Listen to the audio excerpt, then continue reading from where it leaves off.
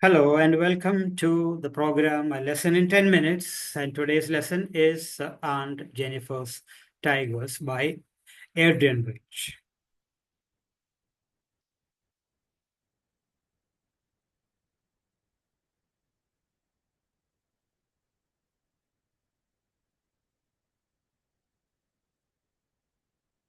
So, welcome to Aunt Jennifer's Tigers by Adrienne Rich.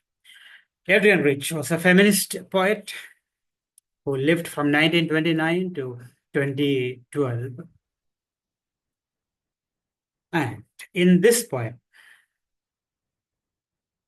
the figure Aunt Jennifer symbolizes three things: female subjugation, suppression of women.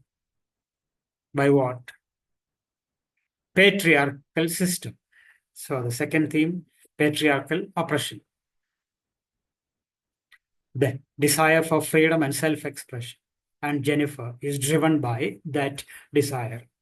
The picture you see here is not Aunt Jennifer's, it's Adrienne Rich.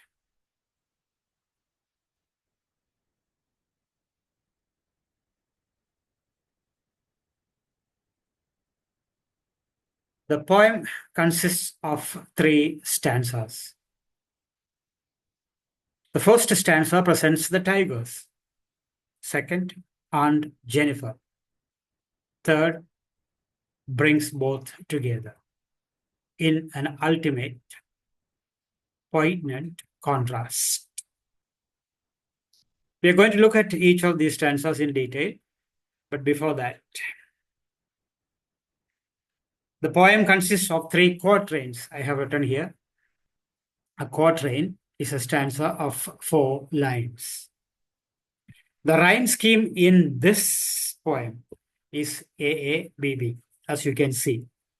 The lines, first stanza, the lines end in the sounds screen, green, tree, T, certain T, AABB.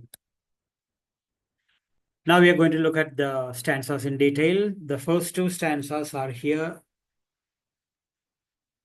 Stanza 1 presents the tigers on the left side of your screen. Stanza 2 presents Aunt Jennifer. And the contrast is very clear as you look at this slide. The tigers are full of life.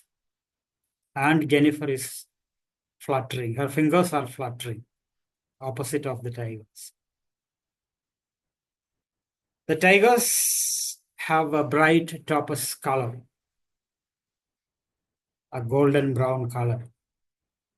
It's a very vivid and striking color.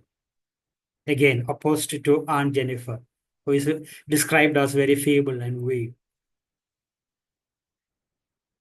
The tigers belong to the green world, a world of green.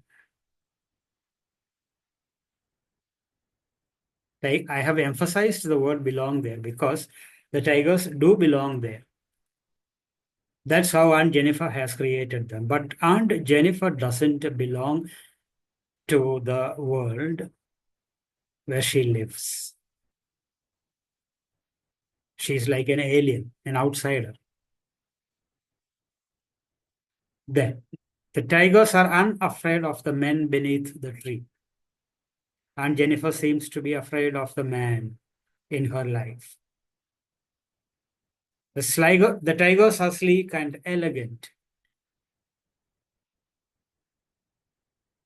And Jennifer obviously is nothing of that. The tigers are very confident. Certainty. Sleek, chivalric certainty. That's the last line of stanza 1. So stanza 1 is summarized on the left side of your screen, and stanza 2, the aunt has fluttering fingers.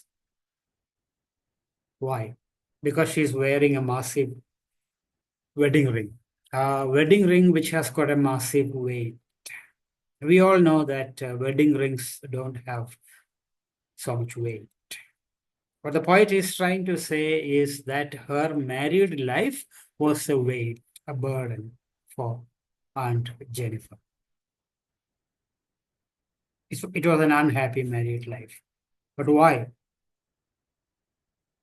It's not because her husband was a wife beater or something like that. He was not torturing her. Then the implication in the poem is that in the patriarchal system, creative women like Aunt Jennifer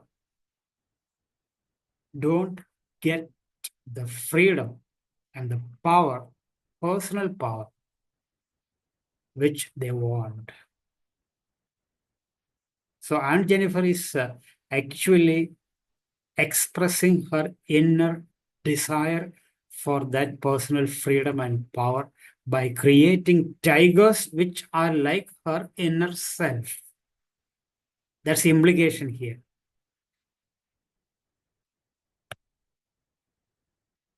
Now, when we look at the symbols in the poem, I think this will become more clear.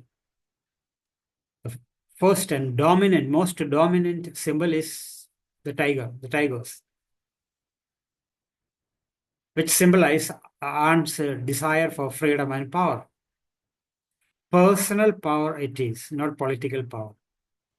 Power over yourself, your soul, your mind, your personality. In a patriarchal system, the wife is often deprived of that power. Next symbol, the wedding ring,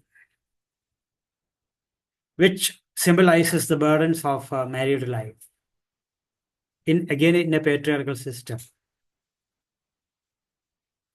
the men in the patriarchal system control the women in the society. They decide what the women should do. And that's just what Aunt Jennifer wouldn't like. Then the ivory needle. Ivory belongs to the elephant. And the ivory needle and anything made of ivory comes from killing of elephants, which is a male activity. So these are these are the symbols. Now we come to the last stanza, which is a kind of climax of the poem, which is quite dramatic. First two lines tell us about Aunt Jennifer, her death. The aunt lies in her coffin. And when she lies in her coffin as a dead body, even then her finger is wearing the wedding ring, meaning the ordeals that she suffered, the pain she endured as a wife, continue to her death.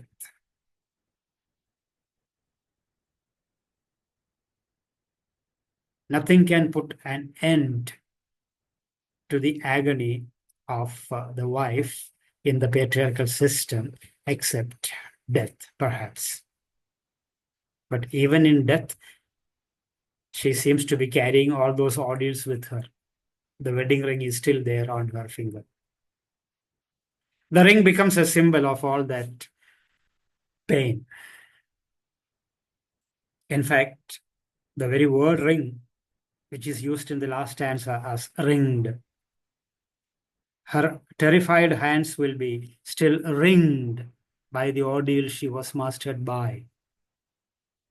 That word ringed has two meanings.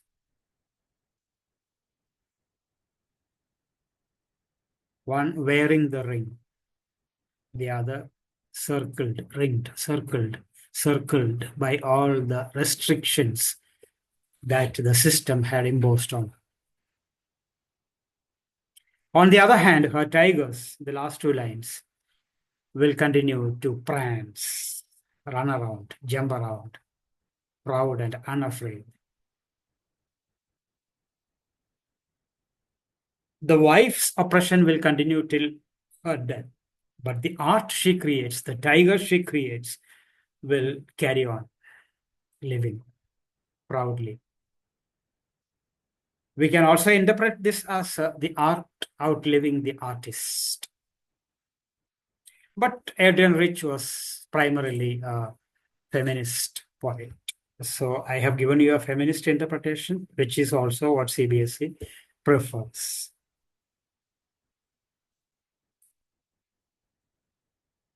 Then some of the major poetic devices in this poem. One, personification. The tigers are personified. They are given human characteristics like pride, bravery, elegance, and so on. Then hyperbole, the massive weight of the wedding ring. Transfer epithet, shifting the adjective from its appropriate place to some other place, like terrified hands. Symbolism, tigers and the wedding ring, primarily. With that, we come to the end of this lesson in short, in 10 minutes. Thank you. For the other lessons of this textbook as well as vistas, you can log on to my Facebook, YouTube channel. Some of the lessons are yet to come. Bye. Good night.